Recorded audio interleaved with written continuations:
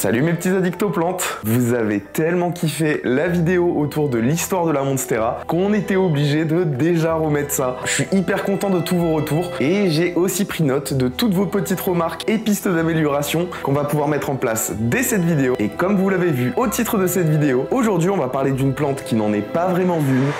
La sphaigne, on va avoir vraiment beaucoup de choses à dire autour d'elle parce que mine de rien, la sphaigne façonne nos paysages, elle stocke aussi notre carbone, elle va même jusqu'à soigner nos plaies et aujourd'hui elle sert soit de tuteur, soit de substrat pour des millions de plantes à travers le monde. À première vue, cette mousse qui n'a rien de spectaculaire, juste un tapis vert humide et spongieux, se cache en réalité une histoire fascinante qui commence bien avant nous. Et quand je vous dis bien avant nous, je vous parle de millions d'années, à l'époque où la planète était recouverte de forêts primaires et de créatures aujourd'hui disparues depuis longtemps. Vous l'aurez compris, dans cette vidéo, je vais vous raconter son voyage à travers le temps et les continents. Et comme pour la précédente vidéo, on va commencer par parler de son origine, on parlera ensuite de son histoire, mais aussi des différents impacts qu'elles peuvent avoir dans le monde, et on terminera par une petite partie sur comment bien entretenir sa sphaigne. Mais on a quand même plein de petits sous-points à aborder au cours de cette vidéo. Du coup, installez-vous confortablement. On plonge aujourd'hui ensemble dans l'histoire méconnue, mais si fascinante de la mousse végétale. Partie 1, origine et étymologie. Avant toute chose, déjà, la sphaigne est une plante assez particulière. Ce n'est pas un arbre, ce n'est pas une herbe non plus, ni une fleur, c'est une mousse. Et les mousses ont la particularité d'être une des plus anciennes espèces végétales de notre planète. Dites-vous qu'on estime que des formes proches de la sphaigne qu'on connaît aujourd'hui existaient déjà il y a 100 millions d'années. Elles ont commencé à recouvrir les endroits où les sols étaient humides et ont commencé à former les toutes premières tourbières. Il faut savoir que la sphaigne est une mousse qui prospère surtout là où les sols sont humides, acides et pauvres en nutriments. Et voici un petit peu comment ça se passe. Ces parties vivantes forment un tapis spongieux en surface, tandis que les parties mortes s'accumulent dans les sols et se décomposent lentement en tourbes. Mais il faut bien se rendre compte d'un truc, c'est que ce processus est extrêmement lent. On considère qu'une tourbière prend à peu près 1 mm d'épaisseur par an. En d'autres termes, si vous vous retrouvez à marcher sur une tourbière, vous marchez sur des millions d'années d'histoire. On verra un peu tout au long de cette vidéo que la sphaigne, c'est pas le truc le plus pressé du tiroir, hein. C'est vraiment très lent à pousser, donc à se décomposer c'est exactement la même chose. Et si aujourd'hui et même avant la sphaigne était aussi populaire, il y a pas mal de raisons, et la principale c'est que la sphaigne elle a une capacité d'absorption qui est exceptionnelle. Chacune de ses cellules agit comme une véritable éponge. Dites-vous que la sphaigne peut retenir à peu près 20 fois son poids en eau, et c'est grâce à ça qu'elle arrive à transformer des marais en tourbières, parce qu'en somme en gros elle absorbe toute l'eau quoi. Et une autre particularité vraiment surprenante de la sphaigne, c'est qu'elle l'acidifie encore plus son milieu en relâchant des hydrogènes, et ce que ça provoque c'est que ça ralentit toute décomposition, ce qui fait qu'on peut parfois y retrouver des tas de choses qui datent d'il y a plusieurs siècles, des graines, des restes humains, des traces de végétaux, même des fossiles. Et du coup avant de vous parler de son histoire, je vais en profiter pour vous parler un petit peu de l'étymologie de son nom. Le mot sphaigne vient du grec ancien sphanos, sphanos, comme vous voulez, voilà, je vous l'écris là. Je crois, sphagnos, on va dire, voilà, ce sera sphagnos pour cette vidéo. Et c'était utilisé pour désigner toutes les mousses absorbantes qu'on pouvait trouver. Et c'est au XVIIIe siècle que le botaniste suédois Carl von Linné, si j'écorche pas son nom encore une fois, ça va devenir une manie, reprend ce nom grec pour baptiser cette famille Sphanium. Faut se dire qu'aujourd'hui on connaît plus de 300 espèces de sphaigne différentes, et ça que ce soit dans les régions boréales, en Amérique du Sud, ou même en Nouvelle-Zélande, et il y en a même d'autres, et on peut observer pas mal de différences de couleurs. Certaines vont du vert foncé jusqu'au vert clair, en passant par le pourpre ou même des sphaignes brunes. Mais à part ça, elles possèdent toutes la même caractéristique à transformer leur environnement. Et maintenant que vous en savez un petit peu plus sur la sphaigne, il est temps pour nous de passer à partie 2, son histoire. Et vu depuis combien de temps la sphaigne est connue et utilisée, on va avoir beaucoup de choses à dire dans cette partie. Et comme c'est quand même pas mal dense, on va commencer par parler déjà par région autour du monde, en commençant par l'Europe du Nord. On sait que les Celtes et les Samis de Laponie utilisaient la sphaigne dès la préhistoire, et ça pour plusieurs trucs assez étonnants. Ils s'en servaient comme isolant pour leur maison, mais aussi comme litière pour leurs animaux, ou encore même comme protection hygiénique pour les femmes. Je suis désolé pour la blague qui va suivre, mais quand j'ai découvert le nom de ce peuple, j'ai dû l'intégrer au script l'Égypte, j'ai été forcé et contraint par mon esprit. En Amérique du Nord, les Micmacs, c'est un peuple un peu coussi-coussa, vous voyez. Non, allez, un peu de sérieux. En Amérique du Nord, chez les Micmacs et les Iroquois, elle avait plus un usage médical. Son acidité et sa capacité d'absorption naturelle en font un très bon pansement, d'autant plus que quelques études modernes ont montré ses bienfaits antiseptiques, ce qui permettait de lutter contre les infections des plaies. Alors en Amérique du Sud, surtout au Chili, qui est d'ailleurs aujourd'hui la sphaigne qui doit être la plus consommée en Europe, je pense. En tout cas, quand tu achètes de la sphaigne, il y a de grandes chances qu'elle provienne du Chili. Il faut se dire que dans l'Antiquité, on s'en servait pareil pour isoler les maisons, les toits, les murs. Mais alors là, c'est poussé un peu plus à l'extrême. On s'en servait même pour le rembourrage des vêtements. Et dites-vous que ces pratiques existent toujours dans certaines zones assez reculées du Chili. Et son véritable commerce va commencer au 19e siècle, lorsque les serres horticoles commencent à importer massivement de la sphaigne provenant du Chili et de Nouvelle-Zélande, afin de vendre ça comme un substrat idéal pour certaines orchidées ou pour certaines fougères de collectionneurs. Faut savoir aussi, et j'adore cette anecdote, que la sphaigne a connu un essor assez inattendu au cours de l'histoire, et c'est pendant la guerre mondiale. Pendant la première guerre mondiale, tout le monde avait un petit peu du mal à se fournir en coton. Du coup, on se met à lancer des récoltes massives de sphaigne en Écosse, en Irlande et au Canada, et elle était tellement efficace que les infirmières ont même fini par l'appeler la mousse miracle. Et après 1950, après la modernisation des techniques horticoles, la sphaigne devient un véritable produit stratégique à la fois pour le Chili et la Nouvelle-Zélande, qui deviennent les deux plus gros exportateurs mondiaux de sphaigne, et ça parfois même au détriment de leur propre tourbière. Mais c'est quelque chose qu'on abordera dans la partie autour de l'écologie. Mais justement, avant de passer à cette partie-là, qui est un peu moins drôle, je vous l'avoue, j'avais envie de vous partager quelques utilisations historiques de la sphaigne qui sont vraiment méconnues. Du coup, on passe à la partie 3. Partie 3, anecdotes et utilisation historique.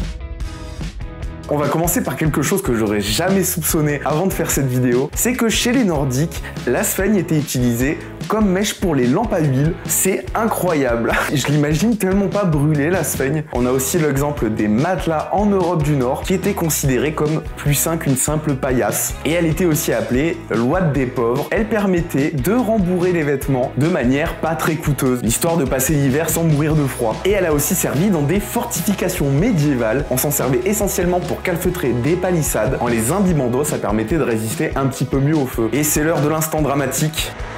Partie 4, impact écologique.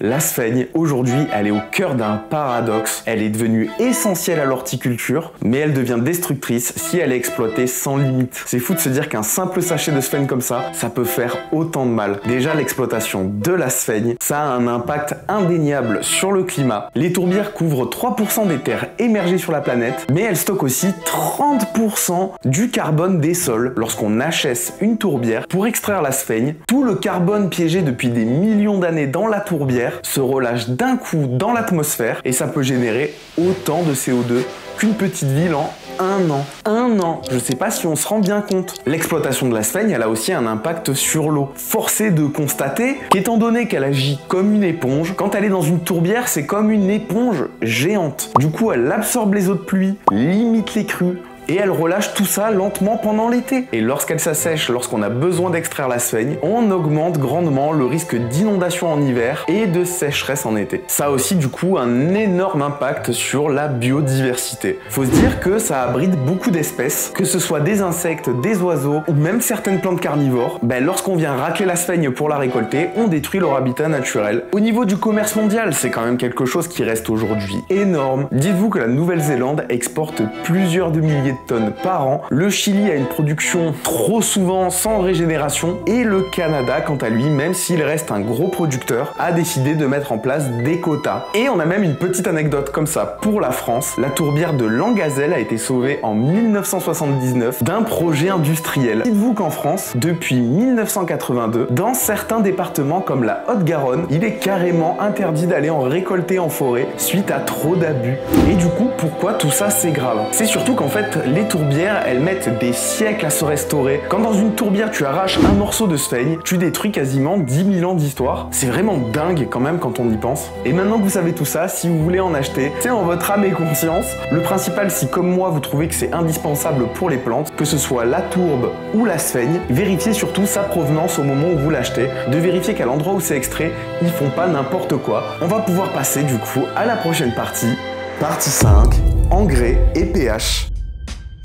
De base, la sphaigne, elle vit dans des endroits assez acides où le pH oscille entre 3,5 jusqu'à peu près 5,5. Donc on est vraiment sur des sols bien acides. Par contre, elle retient énormément l'eau, elle n'a pas besoin d'énormément de nutriments, elle est assez neutre de base. Neutre en nutriments, on s'entend. Du coup, il faut faire attention quand même à l'engrais qu'on lui met, dans les quantités qu'on lui met. Si vous en mettez trop, vous allez brûler la sphaigne ou même lui causer des champignons, ce qui est pas bon pour les racines de votre plante. Après, si vous utilisez des engrais que vous pouvez trouver en jardinerie, il y a peu de chances que ça arrive, ces engrais-là sont pas très puissants. J'imagine qu'il faut plus utiliser des engrais type chimique, industriel, parce que personnellement, même en utilisant une dose d'engrais dédiée normalement à une plante, j'ai jamais eu ce problème. Au niveau de l'entretien, ça va dépendre de votre utilisation. Vous n'allez pas l'entretenir exactement de la même manière si vous la mettez dans un tuteur en sphaigne ou pour faire une boîte de propagation, ou si comme là vous vous en servez comme paillage pour vos plantes. Faut se dire que le principal, c'est que si vous voulez que votre plante pousse bien, que ce soit sur votre tuteur, dans votre bac ou en paillage, il faut que la sphaigne reste bien humide chaque jour. C'est un petit peu le problème qu'ont les gens qui utilisent des tuteurs en sphaigne, ils ont du mal à garder l'humidité constante. Je pense que le meilleur conseil général que je puisse vous donner, c'est de la vaporiser quotidiennement afin qu'elle soit pas complètement desséchée, parce qu'après c'est un peu plus dur de lui rendre ses capacités d'absorption. Un autre bon conseil que je peux vous donner qui n'est pas vraiment de l'entretien mais qui va grandement faciliter l'entretien, c'est que lorsque vous achetez de la sphaigne, même si c'est un petit peu plus cher que de la sphaigne compactée et séchée, achetez de la sphaigne vivante. Elle aura une bien meilleure rétention d'eau et mettra un peu plus de temps à sécher que la sphaigne compactée. En tout cas, c'est vraiment l'expérience que je me suis fait. J'ai essayé vraiment pas mal de sphaigne différentes au cours des dernières années et j'ai rien à dire sur la sphaigne vivante. En plus, si vous vous en occupez bien, elle va se mettre à pousser et au fil des années, de temps en temps, ça vous fait un petit sachet gratuit. En tout cas, dites-vous qu'elle a une bien meilleure longévité. Il n'y a pas à dire, les deux manières les plus simples d'entretenir de la sphaigne, c'est en terrarium ou pour faire une boîte de propagation, puisque vu que ce sont des environnements relativement fermés, l'humidité reste beaucoup plus facilement dans la sphaigne. Au niveau de l'entretien, justement, ça va un petit peu avec le pH et les engrais, mais n'oubliez pas que c'est quelque chose qui n'a aucun nutriment. Donc si vous voulez que votre plante continue à faire des feuilles de plus en plus grosses et que vous lui mettez uniquement de la sphaigne en substrat, il y a un moment, elle aura plus grand chose à bouffer, donc faut penser à engraisser. Un autre dernier bon tips que je peux vous donner, c'est de mélanger votre sphaigne à 50-50 avec de la perlite. Par exemple, pour les alocasia ou les anthuriums, c'est vraiment top. Il faut faire attention aussi lorsqu'on rempote avec uniquement de la sphaigne. En mettre trop, c'est pas bon. Laissez votre plante respirer, laissez de la place pour que les racines puissent se faufiler. Si vous la comprimez trop, ça va juste étouffer les racines de votre plante. Donc on y va mollo. C'est toujours mieux d'avoir de la sphaigne un petit peu aérée, parce que c'est aussi un de ses meilleurs avantages pour l'horticulture. Et maintenant qu'on a fait le tour de tout ça, il est temps de passer à la dernière partie. Partie 6, conclusion. Après tout ça, je pense qu'on peut vraiment dire que la sphaigne, c'est pas juste une simple mousse, c'est une véritable survivante des temps anciens, mais aussi une alliée d'horticulture de poids, mais aussi un écosystème assez fragile. Et aujourd'hui, elle nous rappelle une leçon très simple. Sur Terre, il n'y a pas de ressources infinies. Si on veut pas qu'un jour elle disparaisse complètement et que ça mette en péril des écosystèmes, il va falloir qu'on apprenne à respecter son écosystème qui a mis des milliers d'années à se créer. Alors la prochaine fois que vous voyez de la sphaigne dans un pot, n'oubliez pas de penser à tout ça, à son histoire, d'où elle vient et aussi tout le mal que ça peut faire. Et dites-vous qu'elle a traversé beaucoup de choses pour arriver ici. Voilà, en tout cas, j'espère vraiment que cette nouvelle vidéo vous aura plu tout autant que la précédente. N'hésitez pas à me le faire savoir en commentaire si c'est le cas, ou à continuer à me suggérer des pistes d'amélioration pour la prochaine fois. J'ai vraiment l'impression que ça y est, je commence à y arriver, à me stabiliser. Et maintenant que j'ai rempli mon devoir de vous en apprendre un peu plus sur la sphaigne, je vous dis à très bientôt mes petits addicts aux plantes. C'était Léo, on se retrouve très bientôt pour toujours plus d'astuces. Et nous on est parti pour 1000 ans de montage, c'est parti!